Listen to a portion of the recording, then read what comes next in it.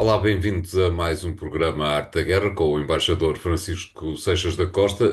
Nas horas seguintes, o programa é gravado nas horas seguintes de Donald Trump ter estabelecido mais uma trégua de 2 semanas, ou um cessar-fogo de 2 semanas, logo se verá no que é que isto quer dizer, que assim encerra, eu diria que um braço de ferro entre Washington e Teherão. Embaixador, quem é que ganhou este braço de ferro?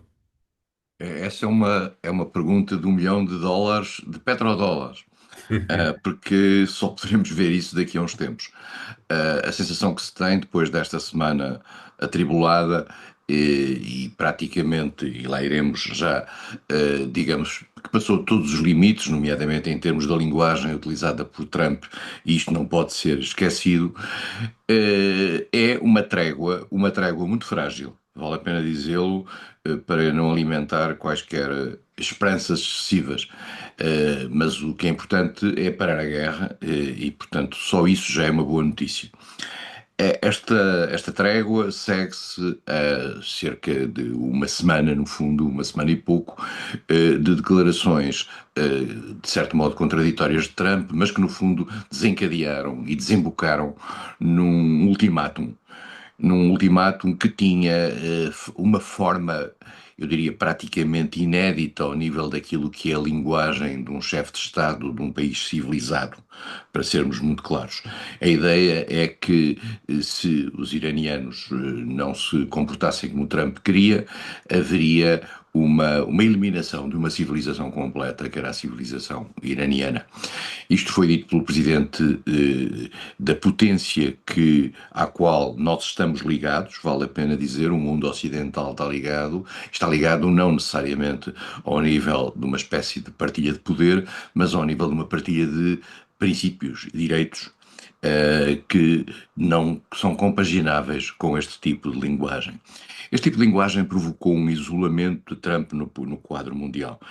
Eu diria que Estamos a falar de um apelo ao genocídio. um apelo praticamente a um genocídio, isto é, uma ameaça de genocídio. E vale a pena dizer que a ameaça de genocídio, de acordo com a lei internacional, é um crime de guerra. A ameaça de genocídio, não é só o genocídio, a ameaça de genocídio. É um crime de guerra. É um crime contra a humanidade. E, portanto, isto, digamos, nós tendemos a esquecer isto, dado que estamos perante um país como os Estados Unidos, mas na realidade, Trump, ao dizer o que disse, colocou-se a ele e àqueles que o seguem, digamos, num quadro de limite relativamente ao cumprimento da lei internacional. Não é que isso preocupe muito Trump, ele, aliás, confrontado com isso, disse que isso não o preocupava minimamente, tendo em conta aquilo que os Estados Unidos, a força dos Estados Unidos e a capacidade que os Estados Unidos têm de levar à prática aquilo que querem. Mas apesar de tudo, digamos, Trump acabou por criar à volta de si uma unanimidade negativa. Não vale a pena sobre isto ter a mais pequena dúvida. Qualquer das pessoas que nos está a ouvir, pergunte aos seus amigos e encontrará muito poucos que estejam ao lado de Trump. E isto não é sem E se significado. encontrar algum, melhor é deixar de ser amigo dele. Não, isso também, eu tenho amigos para todos os gostos e gosto de os conservar até para ter contraste com eles, para ser mais fácil o contraste. Mas na realidade é uma situação única no quadro mundial e é uma situação que deixou o mundo à beira de uma catástrofe. Essa catástrofe foi evitada à última da hora por um recuo de Trump, através de uma mediação que foi feita entre os Estados Unidos e o Irão, através do Paquistão. Mas vale a pena lembrar o que é que se passou nesta última semana. Portanto, nesta última semana consagrou-se um conjunto de ataques feitos por Israel e pelos Estados Unidos ao Irão, debilitando um conjunto de estruturas de natureza militar, mas também começando a debilitar estruturas de natureza civil. E são essas estruturas de natureza civil que a lei internacional, porque a guerra, apesar de tudo, sendo uma selva, tem regras. É estranho dizer isto e para as pessoas que não estão habituadas a isto, mas convém dizer que a Convenção de Geneve estabelece algumas regras na base da qual se faz uma guerra. Diz-se, a guerra não tem regras, cada um vai até ao fim, não é assim. Os países das várias obediências em termos de ideias, ao longo destes anos, estabeleceram um conjunto de regras em que, por exemplo, o atacar deliberadamente civis, o atacar infraestruturas de natureza civil sem propósito militar, configura um crime de guerra. E os crimes de guerra são puníveis, em princípio, pelas leis da guerra e pelas leis internacionais. Bom, o que se passou durante esta semana foi um crescendo de atuação por parte de Israel e por parte dos Estados Unidos e digamos, uma renitência, uma forte resistência por parte do Irão. Qual era a lógica de tudo isto? A lógica de tudo isto era por parte de Israel e por parte dos Estados Unidos. Eu ponho esta ordem, porque digo sempre esta ordem, porque esta é a ordem. Foi Israel quem decidiu fazer, sabe pessoas, claramente esta ação. Os Estados Unidos limitaram-se a ter que segui-la. Não vale a pena sobre isso ter a mais pequena dúvida, tendo em conta aquilo que é o seu lobby, o lobby que existe dentro dos Estados Unidos. E essa tentativa de destruição da estrutura militar e também, digamos, de infraestruturas por parte do Irão correspondeu na linguagem de Teherão, uma resistência. E a resistência foi aguentar. E aguentar porquê? Hoje percebe-se melhor. Aguentar porque o Irão percebeu que tinha na sua mão uma chave, e essa chave é o Estreito de Hormuz, por onde passam 20% do petróleo mundial. E, portanto, o Irão sabe, e sabia desde o início, que tinha essa chave na mão. É uma chave que só pode ser utilizada, digamos, no momento em que é utilizada, também ninguém entra. O Irão também não pode ganhar os recursos petrolíferos que tradicionalmente exportava por aí. E, portanto, ao utilizar essa chave, ao tornar impossível a passagem no Estreito de Hormuz, ao tornar condicionada a passagem no Estreito de Hormuz àquilo que era uma atitude favorável dos países face ao Irão, e, portanto, os países que eram amigos do Irão podiam passar, os outros não, os outros tinham que pagar também portagem, e isto também já lá iremos. O Irão que se percebeu que tinha que ganhar tempo. E ao ganhar tempo, ganhou o tempo com a economia mundial. E com os Estados Unidos que, apesar de serem autónomos em matéria de petróleo, não deixam de pagar o preço da subida do petróleo no quadro mundial. Isso não é indiferente para os votantes americanos que vão a eleições em novembro e que Trump precisa de ter ao seu lado. E, portanto, o Irão aguentou até onde foi possível. Morreram 1.600 e tal pessoas no Irão. Morreram muito menos, digamos, nos Estados Unidos, morreram 13 pessoas e 20 israelitas nos ataques que o Irão fez a Israel. E Israel, entretanto, aproveitou, como acontece na construção civil, já agora foi também ali ao Líbano tentar limpar os ataques do Hezbollah, que é uma estrutura que existe no Líbano e que é apoiada pelo Irão. E, portanto, estamos num quadro em que, de repente, perante uma catástrofe económica que já está aí e que já é impossível de reverter em certa medida, os Estados Unidos anunciam um acordo equívoco. Porque os Estados Unidos dizem que a proposta do Irão são um ponto de partida interessante para a sua decisão e para esta paragem, mas a proposta do Irão, eu gostava de lembrar às pessoas que era uma proposta de 10 pontos, presumia uma taxa no Estreito de Hormuz de cerca de $1 por barril, o que significa que o Irão terá, se isto viesse, eu digo viesse porque eu não acredito que isto venha a consumar-se, a conseguir este acordo, a ter ao final de 5 anos 5 bilhões de dólares garantidos através dessas taxas. O Irão teria que ter garantias de não agressão por parte dos Estados Unidos e por parte de Israel. E teria, como digo, o controle estratégico do Estreito, teria o direito a manter o enriquecimento do urânio, e já podemos falar da questão do urânio separadamente, teria o direito de exigir o levantamento das sanções que lhe são dirigidas no plano internacional, quer aquelas que estão no âmbito das Nações Unidas, nomeadamente da Agência Internacional de Energia Atómica, quer aquelas que bilateralmente foram definidas sobre o Irão, quer pelos Estados Unidos, quer por parte da Europa. Tinha um pagamento de uma compensação, mas o Irão já diz que dispensa essa compensação se esse dinheiro puder vir através dessa taxa que o Irão que está disponível a partilhar com o Oman. Saída de tropas dos Estados Unidos da região. Eu não estou a ver os Estados Unidos a saírem da região e a abandonarem as bases que têm na região. E o fim das hostilidades no Líbano, coisa que Israel já disse que não ia aceitar.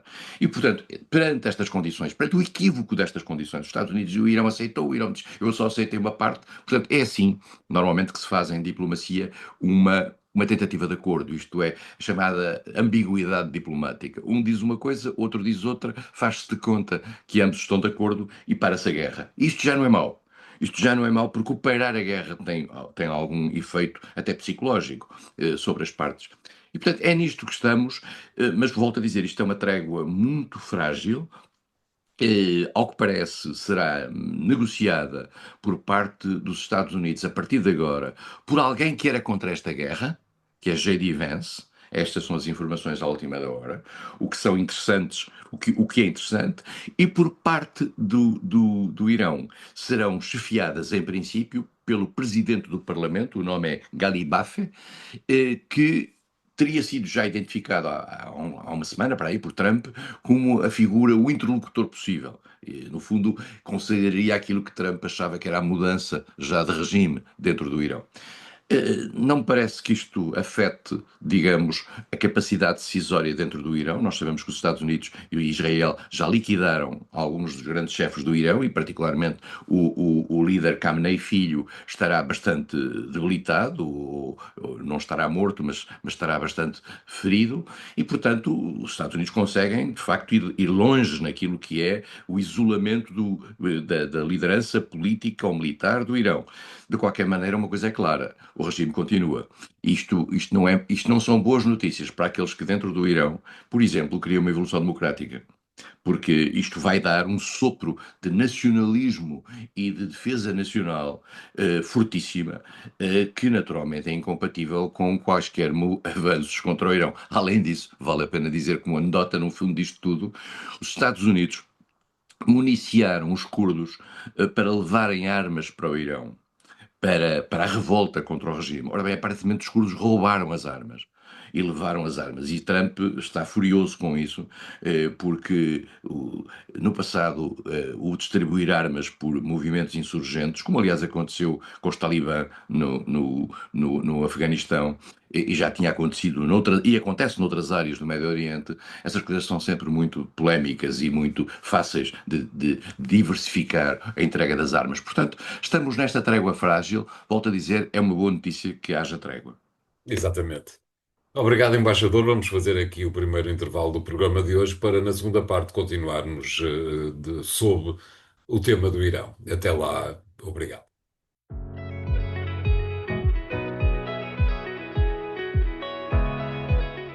Bem-vindos à segunda parte de A Arte da Guerra. Desta vez, embaixador, ou ainda antes de introduzir um novo tema, o tema do urânio, permita-me que volte a Hormuz. Em Hormuz acontece uma coisa absolutamente singular. Era uma passagem livre para quem quer que fosse. Os Estados Unidos ou como diz o embaixador, e bem, Israel e os Estados Unidos intervieram e, no final das coisas, passou a haver uma portagem. As scouts por aquele lugar desapareceram. É verdade. Essa é uma verdade da história que é preciso sublinhar, que antes, em primeiro lugar, convém dizer o seguinte: as razões que são argumentadas por esta ação, nomeadamente o risco de natureza nuclear, do qual falaremos, não são verdadeiras. Não sou eu que o digo, é o Serviço de Inteligência dos Estados Unidos que o diz, e quando a diretora de inteligência lhe é perguntada se havia um risco iminente de nuclear, ou de utilização de arma nuclear, ela estava muito distante. E quando lhe perguntam se a ação da guerra, à luz desse risco, é justificada no plano de inteligência, ela diz: a decisão é do Presidente. O Presidente é que julga isso. Portanto, ela não julga isso. E ninguém julga isso nos serviços secretos ocidentais. Está tudo muito claro. E mesmo a linguagem de Israel não é convincente. É evidente, e já lá iremos, que o Irão estava a fazer enriquecimento de petróleo. Portanto, enriquecimento de urânio.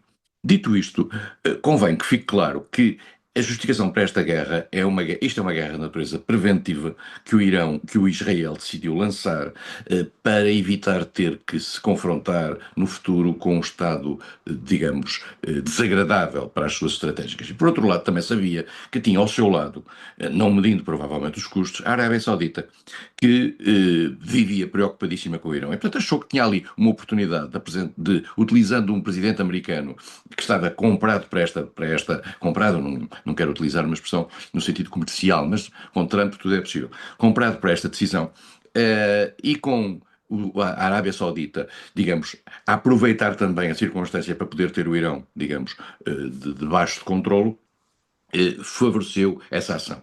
Os Estados Unidos mediram mal. É muito interessante hoje sabe-se o que foi o debate interno dentro dos Estados Unidos, dentro da liderança americana sobre isto. E claramente Trump decidiu ir para esta guerra por instinto, aparentemente induzido por Witkoff e por Kushner, o seu parceiro de negócios imobiliários e o seu genro, e não levando em conta alguma prudência que terá sido manifestada, quer por os serviços do o diretor da CIA, quer pelo ministro dos Negócios Estrangeiros, Rubio, que também não subscreveu esta ação, quer em particular por J.D. Vance, pelo vice-presidente americano, que agora vai ser o negociador pelos Estados Unidos. No fundo, o que lhe dá, digamos, o reforça o seu estatuto de sucessor putativo de Trump. E, portanto, esta ida para a guerra é uma ida para a guerra feita por motivos políticos. Disse-á, mas havia uma ameaça do urânio. Vamos ser claros em relação ao urânio, para repetir aqui o que disse, mas muito rapidamente. Havia da parte de Israel, do Irão, desde há muito tempo, um processo de criação de enriquecimento de urânio que tinha, segundo o Irão, fins pacíficos, que teria fins militares, segundo várias leituras, nomeadamente a leitura ocidental. O Irão acha que tem o direito a ter o enriquecimento nuclear para fins pacíficos, embora não tenha o direito, vale a pena dizer, de ter enriquecimento nuclear para fins militares, tendo em atenção que se comprometeu ao respeito pelo Tratado de Não Proliferação Nuclear. E por outro lado, o Irão mas toda a gente sabia que o Irão gostaria de ter arma nuclear, porque a arma nuclear, como nós já percebemos com o caso da Coreia do Norte, mal se tem a arma nuclear, passa-se para outro patamar. E o outro patamar é o patamar de poder ameaçar com a arma nuclear. E o Irão queria isso, porque tem ao lado Israel, que tem arma nuclear, e que, ainda ontem, uma entrevista dada por um ministro radical, explicava que a possibilidade de utilização do nuclear tático no Irão não está completamente afastada. Isto foi claro numa entrevista ontem na televisão israelita. E, portanto, nós estamos aqui num terreno em que o Irão procurou ir tão longe quanto possível. Mas o Irão, vale a pena dizer, tinha conseguido um acordo com os países ocidentais, os chamados 5+1, em 2015, acordo esse que submetia as suas centrais nucleares o seu enriquecimento nuclear a uma fiscalização da Agência Internacional de Energia Atómica. Esse acordo, que era um acordo que teve como contrapartida, digamos, um levantamento de algumas sanções e a possibilidade do Irão mobilizar os seus fundos que estavam congelados nos Estados Unidos, foi rompido por Donald Trump no seu primeiro mandato. E, portanto, o Que Irão disse, aliás, se me permite, embaixador, que há 2 dias repetiu que foi o pior acordo alguma vez assinado por Barack Obama. pode ser, mas a França, a Alemanha e o Reino Unido e os Estados Unidos da época, bem como a Rússia e a China, também não acham que foi um mau acordo. Vale a pena dizer, eu digo a Rússia e a China porquê? Porque as pessoas podem desconfiar, mas bem, a Rússia e a China é desconfiar. Não, a Rússia e a China foi quem, no Conselho de Segurança das Nações Unidas, antes desse acordo, sancionou o Irão. Porque a Rússia e a China também não querem que o Irão tenha arma nuclear. Os países que têm arma nuclear não querem que mais ninguém tenha arma nuclear. E, portanto, o Irão foi tão longe quanto lhe era possível.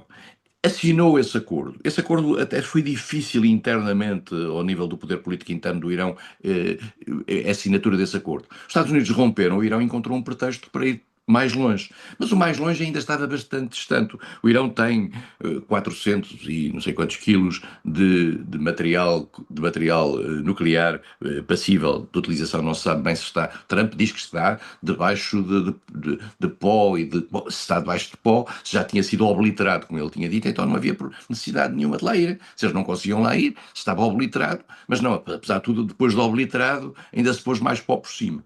E, portanto, nós estamos aqui num jogo de percepções. Esta é uma guerra claramente feita com base num pretexto falso, com um objetivo claro, estratégico claro, que é pôr o Irão em baixo. Vale a pena dizer isto. Usando o Donald Trump, sendo usado por Israel como Palermo útil no meio da sala. Israel tem uma lógica muito simples, e eu sei que estamos a ouvir muita gente que tem uma assim, grande simpatia por Israel. Israel considera que tudo aquilo que possa ser utilizado para lhe dar as garantias de segurança deve ser utilizado, independentemente de ser legal ou ilegal. Para quem considerar isto assim, isto é, para quem tiver uma simpatia por Estado de Israel, que diga que o Estado de Israel tem direito a ser o que quiser, à luz mesmo do incumprimento das regras internacionais, tudo bem. Agora, para quem acha que, em primeiro lugar, Israel deve ter o direito à existência, porque é uma estupidez pensar aquilo que algumas lideranças árabes pensaram no passado, nas várias guerras, que é deitar os judeus ao mar, acabar com o Estado de Israel. O Estado de Israel é uma realidade, de facto, que tem que existir. E é uma realidade que deve existir em fronteiras seguras. Só que Israel não aceita as suas próprias fronteiras que o direito internacional lhe dá. E, portanto, entrou pelo Líbano dentro agora, tem feito a destabilização que pode fazer ali na sua região. E Israel quer ser um poder regional, e é-o já, mas quer ser um poder regional com uma dimensão, eu diria, para além da região. Tem agora um acordo com a Somalilândia para criar uma base na Somália, em África, e já está a ser construída essa mesma base. Uh, com a complicidade também de alguns países do Golfo, e Israel quer, digamos, garantir a sua segurança acima de tudo, independentemente das leis. Para quem considerar que isto deve ser feito assim, que Israel tem este direito, tudo bem. Agora, há quem não considere, há quem considere que Israel deve cumprir as leis internacionais, deve cumprir as resoluções das Nações Unidas, nomeadamente aquelas que foram aprovadas com o apoio dos Estados Unidos, mas os Estados Unidos também, António, isto é que é um ponto importante.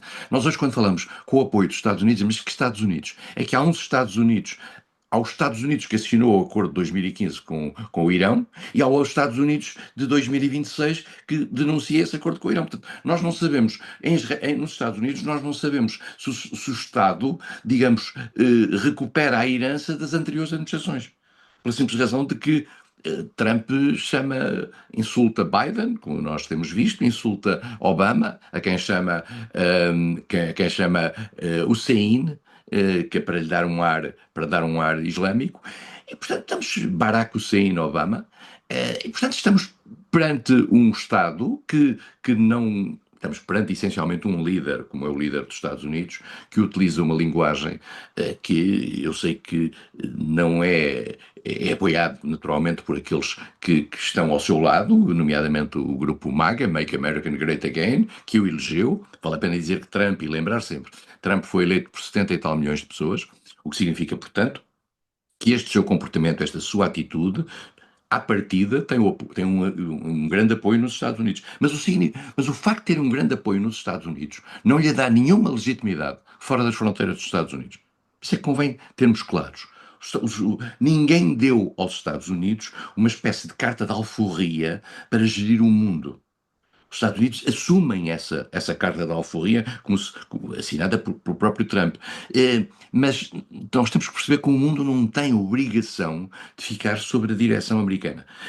Dir-se-á, mas dir-se-á e dir-se-á, digamos, alguns dizem isso numa espécie de contraste. Mas é preferível Trump, ou os Estados Unidos com Trump, ou o Irão e entidades do mesmo género? A questão não pode ser posta assim. Nós não podemos ser posta assim, nós não podemos ser colocados neste limiar. Nós temos um conjunto de regras internacionais que devemos obrigar e devemos lutar para que os países as cumpram. Porque se amanhã os Estados Unidos não cumprirem as regras internacionais, há um conjunto de Estados que se vão sentir desobrigados disso. E já agora vale a pena dizer, não há parte desta nossa conversa, que a China terá contribuído bastante para este acordo. Isto é o que dizem os próprios Estados Unidos. Isto é, a China, que aliás sabemos que é um dos grandes beneficiários da saída do petróleo pelo Estreito de Hormuz, terá, digamos, pressionado os iranianos a aceitar este acordo. O que significa que, no fundo, entre as grandes potências, às vezes pode haver ali alguma lógica de entendimento. Ainda bem, porque isso talvez possa diminuir os mortos. Exatamente. Obrigado, embaixador. Vamos fazer aqui o segundo intervalo do programa de hoje. Voltamos já de seguida com a terceira parte. Até lá, obrigado.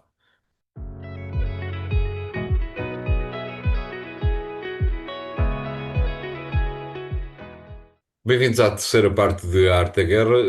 Para lhe perguntar, embaixador, como é que viu a forma como a Europa festejou, é a palavra que me parece mais acertada, festejou este cessar-fogo de 2 semanas? A Europa tem tido, ao longo dos últimos meses, digamos, isto passou só um ano e tal, e nós já parece que passou um século. Até ao longo desses últimos meses tem tido uma confrontação clara de natureza vocal e política com os Estados Unidos. Os Estados Unidos não consideram os interesses europeus, eh, jogaram e fizeram uma certa chantagem relativamente à questão da Ucrânia, nomeadamente tentando trazer os europeus tão longe quanto possível, mas ao mesmo tempo dizendo se acaso não forem connosco, nós abandonamos a NATO ou saímos da NATO, sabendo os Estados Unidos que a NATO se baseia nos Estados Unidos, e esse é um ponto importante. Os europeus foram, a certa altura, no quadro desta crise, e o António referiu há bocadinho, antes desta crise começar, o trajeto pelo Estreito de Hormuz era livre, depois desta crise lançada por Israel e pelos Estados Unidos avançar, o Estreito passou a ter as dificuldades criadas pelo Irão, que era a arma que o Irão tinha para se defender do ataque, e os Estados Unidos pediram aos Estados europeus, para os Estados europeus virem com eles para securizar, se pode utilizar a expressão, o Golfo. Os Estados Unidos disseram que não. O Estreito de Hormuz. Os Estados europeus disseram que não. E disseram que não com razão, quer dizer, era meter-se num braseiro do qual eles não tinham culpa, embora eles também tivessem consciência que ao dizerem que não, isso ia ter um custo. Trump está furioso com os Estados europeus. Uh, Outro dia, num discurso, teve esta confissão de eu fiquei furioso porque não me quererem dar a Groenlândia. Quer dizer, como se isto fosse uma coisa assim de terrenos, um tipo comprar aqui um terreno, rouba ali um terreno. Portanto, há aqui um bullying, claro, e houve, de facto, uma reação muito forte por parte dos Estados europeus relativamente à utilização de bases americanas ou o sobrevoo do seu território por aviões americanos para os ataques ao Irão. E aí há uma atitude diferenciada de vários países europeus, mas Trump não esquece que o chanceler Merz na Alemanha disse que aquela não era a sua guerra, não esquece as declarações de Macron e até de Meloni negativas face à guerra, não esquece em particular a atitude da Espanha, que claramente proibiu a utilização das bases em Espanha, e não sei Também não há se de esquecer a atitude de Portugal, que foi uma espécie de façam de conta que estão em vossa casa. Eu sobre esse assunto, por uma questão que tem a ver com a minha ligação ao Ministério dos Negócios Estrangeiros e ao Estado português em matéria de relações externas, preferia não ir muito longe nesta fase. Podemos depois mais tarde falar nisto quando o pó assentar. Claro. Mas eu diria que por exemplo, há uma atitude diferenciada também do Reino Unido. O Reino Unido, que é o maior aliado europeu dos Estados Unidos, mostrou-se contra a utilização de bases para levar material letal para o Irão. E, portanto, estamos aqui numa atitude de confrontação. Esta confrontação, que já vinha, aliás, da própria questão do acordo do urânio. Quer dizer, os europeus eram favoráveis ao acordo, não eram favoráveis ao rompimento do acordo. Portanto, está criada uma tensão com o mundo ocidental. Não creio que Trump esteja muito interessado em recompor essas relações. Vai tirar consequências disso. Trump é um homem que tem os sentimentos à flor da pele e vai tirar consequências disso. E vamos ver como é que isto se vai processar. Também vai-se processar agora de outra forma. Se acaso houver, e este também é um ponto importante, os europeus sempre disseram que se houvesse paz estabelecida no terreno, poderiam fazer parte de uma estrutura de vigilância para a circulação dos barcos no Estreito de Hormuz, tal como fazem no Mar Negro para os cereais que saem da Ucrânia e que são acompanhados até à passagem na Turquia. E, portanto, vamos ver em que medida é que os europeus agora fazem um gesto ou não. Verdade seja que os europeus, em nome da União Europeia, foi de uma extrema cobardia ao não ter denunciado aquilo que foi a ação israelita e americana e ao ter apenas denunciado aquilo que foi a reação iraniana contra os países do Golfo. Disse, mas os iranianos atacaram vilmente os países do Golfo, que estão ali à volta. É verdade. Mas os países do Golfo alojam bases militares, americanas, das quais partiram ataques ao seu território. Portanto, não se podem queixar, vamos deixar de que perante uma guerra em que há dois lados, esse lado que está acossado reage face às bases militares do inimigo, se assim se pode dizer. Portanto, o Golfo hoje tem uma nova configuração. Há uma coisa que se perdeu no Golfo, vale a pena lembrar.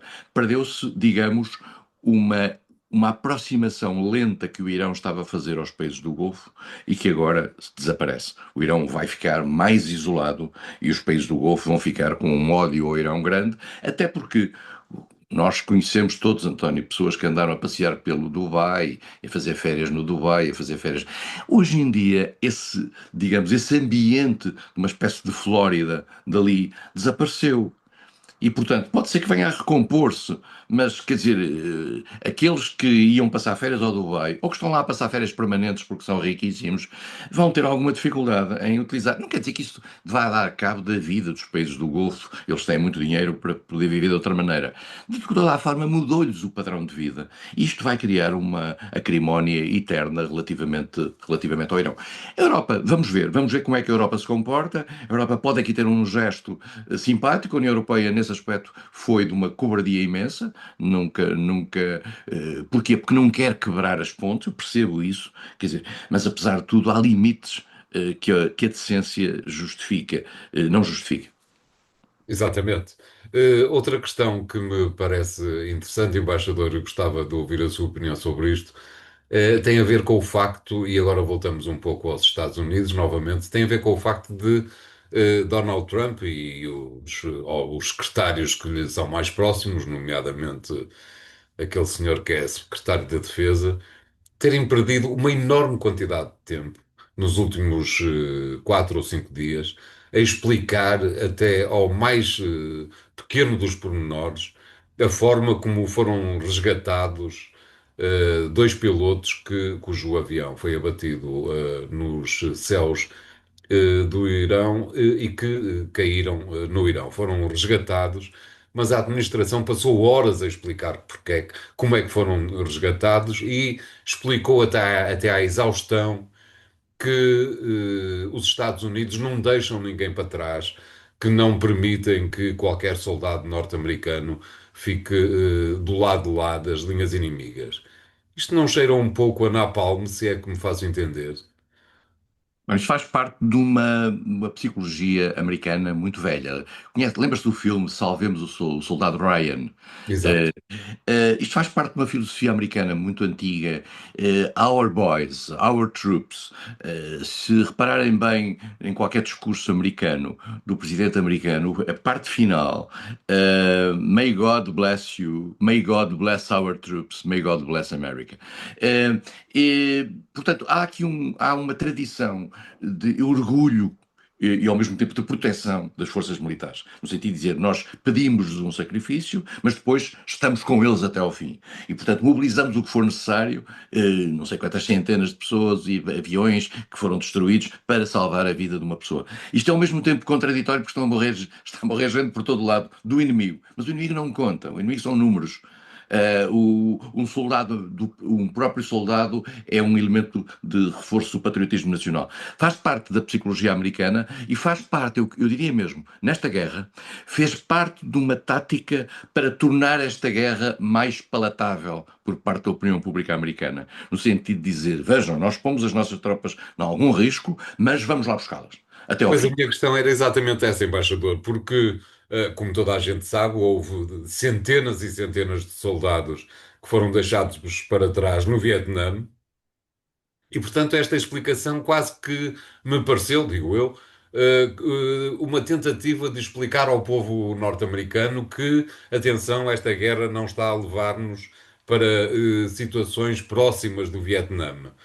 Exatamente para tentar explicar que, apesar de tudo, são os Estados Unidos que estão a vencer e não uma pequena potência, como aconteceu no passado. Não, e no caso, António, os Estados Unidos, a última guerra da qual saíram mal foi do Afeganistão. certo. Morreram, eu não sei, os milhares de pessoas, os milhares de soldados que morreram no Afeganistão. Eh, Eu creio que no Vietnã morreram, eu posso estar enganado, mas 13 mil soldados. Mas no Afeganistão, não sei, são menos, muito, naturalmente, bastantes menos. Dito isto, é uma guerra traumática para os Estados Unidos e que Trump quer colar aos democratas. Porque na realidade, por acaso é verdade, quer no Vietnã, e Foram os vale a democratas pena que lembrar, começaram. quer no caso do Afeganistão, não foram os democratas que a começaram, mas foram os democratas que a acabaram de maneira atabalhoada. E, portanto, nós estamos agora. Trump quer mostrar aqui, quer fazer um gesto. Este gesto também, em relação aos militares e à importância dos militares, é ligeiramente incompatível com a circunstância de, meio disto, Trump ter decidido, ou, seguramente com o seu apoio, o ministro da Guerra, ter decidido afastar o chefe de Estado-Maior do Exército no meio desta guerra. O que faz presumir que haverá dissidências, digamos, ali dentro, relativamente ao modo de condução da guerra. Mas os americanos são muito orgulhosos com os seus militares. É uma coisa que faz parte da ideologia americana. Quer dizer, nós não temos, por exemplo, nós quando vemos um soldado no meio da rua, não temos a atitude que os americanos têm em relação a um soldado no meio da rua. Não sei se as coisas mudaram agora, mas era assim. O soldado era visto com um grande orgulho.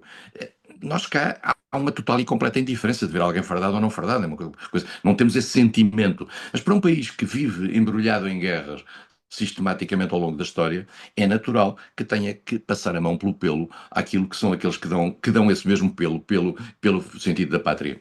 Claro, uma última questão, embaixador, que tem a ver também com a forma como os Estados Unidos se aproximaram desta guerra. Como é que compreendeu a intromissão ou a convocação que o secretário da Defesa fez das entidades divinas, que, segundo a ótica dele, o que é, aliás, muito pouco ortodoxa, segundo a ótica dele, a entidade divina esteve claramente ao lado das forças dos Estados Unidos. Não lhe pergunto se acha que esteve ou não, pergunto-lhe a que propósito é que esta convocação do divino surge no discurso político norte-americano. Eu, quando há bocado referi a frase que os presidentes americanos dizem no final dos discursos: May God bless our troops. Possa Deus abençoar as nossas tropas. Deus está presente na tomada de posse dos presidentes americanos sobre a Bíblia. Deus faz parte do imaginário político americano e está muito ligado a isso. Esta administração está muito ligada a um imaginário, digamos, que leva isso ao limite e leva isso ao extremo. E isso é utilizado por Trump claramente para ter em seu favor movimentos evangélicos e outros que tais. Dito isto, vale a pena dizer que a Igreja não esteve até ao fim nesta matéria, porque há uma declaração do Papa esse que é americano, vale a pena dizer, de grande coragem, denunciando aquilo que considerava ser um ultimátum inaceitável feito aos iranianos. E, portanto, há igrejas no meio disto tudo. Agora, é verdade que Trump tem aquelas cenas todas com os religiosos à sua volta, sentado na mesa, há aqueles ambientes todos de oração coletiva que faz parte de uma prática, de uma certa coreografia evangélica, e utiliza-se isso no sentido de trazer com ele, digamos, a população americana. É esse sentido. Se isto tem efeito ou não tem efeito, digamos, político, mas a verdade seja que os evangélicos contam muito dentro dos Estados Unidos. Há uma coisa que ontem eu vi um vídeo interessante de um evangélico dizendo tudo isto é falso porque Trump não vai à igreja. Trump faz tudo isto numa mera coreografia de interesse e de oportunismo. Nós não sabemos, não podemos dizer isto de ninguém relativamente à sua ligação religiosa, mas eu devo dizer que, em função daquilo que são os princípios e bases mínimas de qualquer religião, o comportamento de Trump parece ser algo desviante. Exatamente. Obrigado, embaixador. O programa fica, mais um programa monotemático, fica hoje por aqui. Continuem a seguir-nos no site do Jornal Económico e nas redes sociais do jornal. Obrigado e até para a semana.